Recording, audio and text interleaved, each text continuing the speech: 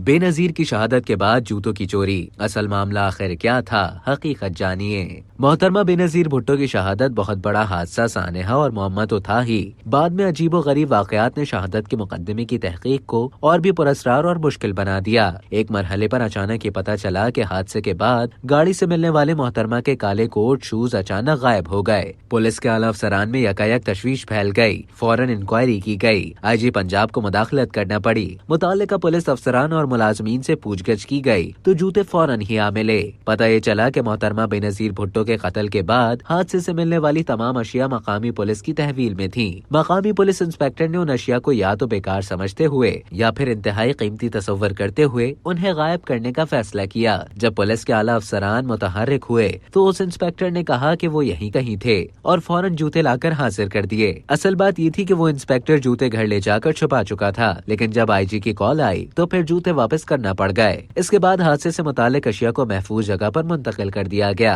Peoples party की हुकूमत के कुछ अरसे बाद मोहतरमा की गाड़ी और बाकी अशिया को FIA ने तहवील में ले लिया और नए सिरे से तहकीकात की गई। अब तक के लिए इतना ही। मजीद खबरों और न्यूज अपडेट्स के लिए डेली जंग के YouTube चैनल को सब्सक्राइब करें और Facebook के पेज को लाइक करना ना भूलें।